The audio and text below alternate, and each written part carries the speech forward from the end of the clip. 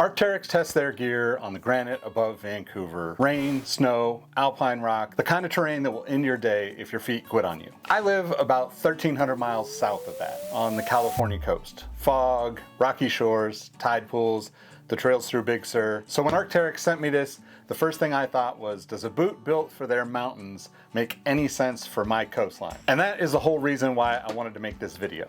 There's one detail on this boot I'm not going to show you yet. It's on the bottom, and it's kind of the one that actually tells you what this thing is built to do. It stays down until we've earned it though. And I will tell you the number right now, so it is hanging over the whole video. $280. This is the most expensive shoe Arc'teryx has ever made. By the end, I will tell you whether I would spend it or not. I'm Nick, I run Sneaker History. I've been obsessed with sneakers for decades, and I spent more than 20 years inside the footwear industry at places like Sole Collector, Complex Sneakers, Finish Line, StockX. If it is a company you know in this world, I probably work there or work with them. Now I'm building independently on this channel and over at thesneakernewsletter.com. So here's the fair question. Why is a sneaker guy? I've made no qualms about that. I am diehard sneakers. Now I'm unboxing a mountain boot? Well, it's kind of because this is one of the most interesting objects anybody has put in my hands this year, and because I think most of the people who follow me know Arc'teryx for exactly two things: expensive jackets and being the GORE-TEX brand everybody suddenly is wearing in the city. That is a tiny slice of what this company actually is though, and this boot is a really good way in. And yes, Arc'teryx sent these to me.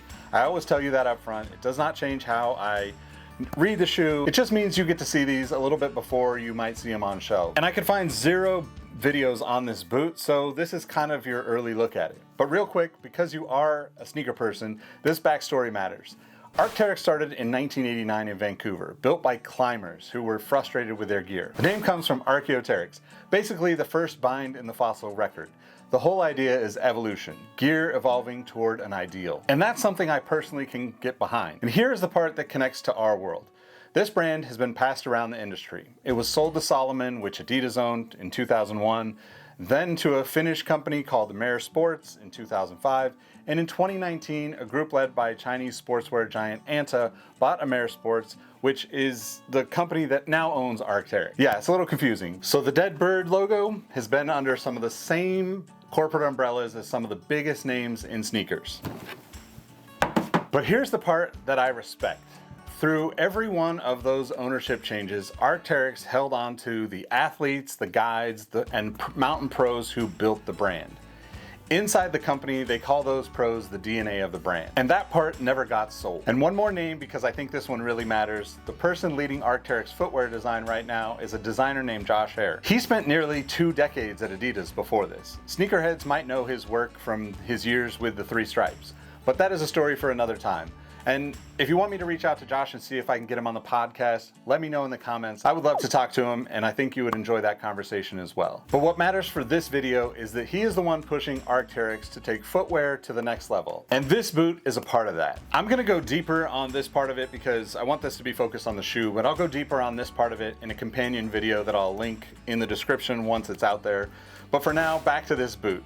Let me start with the name, because the name matters more than you would think. This is the Konseal Trek, and Konseal is not a one-off. Inside Arc'teryx, Konseal is the whole family. There's a low-cut Konseal approach shoe that climbers have trusted for years to hike into a climb. There are Konseal pants, there's a Konseal backpack, which is really beautiful, even a Konseal hoodie. It's one of those names that the brand only puts on the gear that has to perform when you're scrambling toward rocks. So when they take that name and build it into a mid-height boot, that is a signal. An approach shoe is the thing climbers actually wear to get to the climb. Long, ugly, loaded hikes over scree and slab with a heavy pack before the actual climbing even starts. The Trek is that idea with a taller collar, more weather protection, and more cushion underfoot for the miles. I like to think of this as Yosemite. It's gonna take you quite a while to get to some of the biggest, baddest mountains in the park. That's what we're talking about here. In sneaker terms, think of it like a brand taking a beloved low top and finally giving you the boot version. Same DNA, more shoe. That's what's happening here. Here's how it showed up. Understated, no loud graphics, no story printed all over the box, which matches the shoe perfectly. And here's the thing about this boot that I want you to understand before we go close. On a screen, scrolling on your phone, this reads quiet, a dark, simple hiking boot. Easy to scroll right past. I've been photographing these for a few days, and I promise you my photos do not do it justice. The camera flattens it. Some of the best shoes I've ever held look like nothing in a photo and come alive the second they're in your hands or on your feet. And I think this is one of those. So let's get close with these, because that is where I think these really come to life. Start with the upper. It's a nubuck leather, and the detail I want to flag here is the Arc'teryx is calling it PFC free. That is the family of forever chemicals that outdoor brands have leaned on for decades for water resistance. And getting away from it is a really hard thing to do. Hold that thought, because the sustainability story of this boot is bigger than one material, and I'll come back to it. Up at the collar, this is the piece that got me. There's a woven Kevlar in here. The same idea as body armor and racing gear, used at the ankle to survive rock abrasion and keep its shape. You do not see that and think hiking boot. You think this was built to get dragged across granite. The toe and heel both have molded TPU caps. That is scramble protection. The stuff that saves your toes when you kick a rock you did not see. And along the sides, there are rubberized overlays for abrasion. Arc'teryx has a name for that rubber. I believe it is their Endure material, but let me know in the comments if I have that wrong, or I'll put it on the screen or whatever, just to make sure that we get that right. The waterproofing is something most of us should be familiar with, and that's GORE-TEX. But the way they've done it is worth pointing out. Instead of a loose booty flopping around inside, it's bonded directly to the upper. Arc'teryx calls that the invisible fit. Fewer folds, less bunching, a cleaner fit against your foot, for wet ground, and I live in the wet ground. That construction matters more than the logo to me. Underfit is a compression molded EVA midsole, so there's real cushion for long days. A couple of reviews say there's a carbon fiber shank in there too for support under heavy pack. I'm not privileged enough to cut open a pair of shoes to find out, but Arc'teryx's own page does not spell that out, so I'm just mentioning it rather than swearing to it on camera. And look at the lacing. It runs almost all the way down toward the toe. That is not a style choice. That is so a climber can dial the fit on the front of the foot, not just the ankle. Little decisions like that are the whole reason this costs what it costs. None of that reads really on a phone. All of it reads in your hand, which brings me to the part I told you I would save. This is the detail. It's a Vibram MegaGrip outsole, which is the sticky rubber people trust on wet rock. The lugs are around 5 millimeters. But here's what's actually clever and what you cannot see in the product photos. The tread is not one pattern, it's zoned. Think of it like basketball shoes. You want certain patterns on certain aspects of the shoe for performance. Up front toward the toe, it's flatter. That is a smear zone for pressing the front of your foot onto slab and rock the way the climber does. Toward the back, it's aggressive and toothy. That is the braking zone for descents, which is the part that I think a lot of, let's say, beginning hikers and climbers forget. Coming down on a loose trail with a pack on, people actually get hurt. And around the whole perimeter, there are extra lugs for stability. So this one piece of rubber is doing 3 different jobs depending on where your weight is. That is the boot basically telling you what it was designed for. And it was designed for exactly the kind of terrain Arc'teryx has behind their headquarters, I assume, in Vancouver. And this is a sustainability piece, I promise. Look at the tag. Yeah, it says made in China.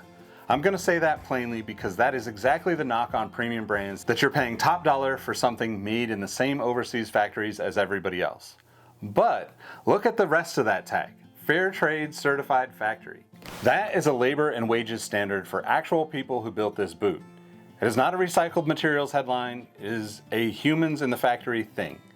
And it is one of the few receipts a brand can show you on that criticism. Paired with pulling the forever chemicals out of the leather, that is a more honest version of the eco story than most brands bother to even tell. And that isn't a one-off for this brand. This is the same company that went back and rebuilt its most famous jacket, the Alpha SV, with a recycled shell made from discarded clothing to cut down on water and chemicals. So the fair trade stamp on this boot reads like a part of the real pattern, not a badge they slapped on for one season. So, $280, the most expensive shoe Arc'teryx has ever made. It is also on the heavier side, right around 1 pound to 1.5 pounds, depending on your size. Noticeably heavier than a lot of their other shoes, but they've added a lot to this shoe, so I can't fault them for that. I'll link to those numbers in the notes if you want to check out your size and compare or whatever. But would I have bought these a week ago, scrolling past them on my phone? Probably not. It looked like a nice, quiet, expensive boot, and I'll be honest, I don't really go up the ankle much with boots. A lot of my trail-ish shoes that I wear around town for days on the water are low cut. But after a week of holding them, flipping them, reading every detail that I could possibly find on them, yeah, I kind of get it now. Nothing about the boot changed, but the thing that changed is that I got close to it. I got to see it, and that swing from probably not to, yeah, I get it, is the entire reason I made this video. But I'm not going to sit here and give you a verdict on how it performs from my office. That would be dishonest, and a boot like this only really tells the truth outside, which brings me back to kind of where we started with this. Arc'teryx proves this boot on the coast mountains above Vancouver. Cold, alpine, and very, very vertical. That is their home. My home looks nothing like that. Mine is the fog rolling in and off Monterey Bay, wet, rocky shorelines, tide pools that I climb around probably more than I should, and the trails through Big Sur where the ground goes from packed dirt to loose rock to slick rocks in the space of a quarter mile. So over the next few weeks, that's exactly where these are going. I want to know if a boot is engineered for someone else's mountains actually earns its keep on my coastline. The waterproofing against the real fog and the real tide. And whether $280 survives contact with my actual life. Let me know if you're interested in that kind of thing, and I'll make a full review on it if you are, but subscribe so you don't miss it, because I promise you nobody else is testing this boot the way I'm about to. If you want the longer written take on why a brand like Arc'teryx matters to sneaker people and why the details are the whole story, I get into stuff exactly like this over on the sneaker newsletter. The link is below. Before you go though, tell me in the comments, is Arc'teryx a real performance brand to you, or did it become a fashion logo? I read all of these. I try to only respond to the kind ones, so maybe be nice down there. And of course, tell someone you like their kicks today. You never know how far a compliment goes. Peace.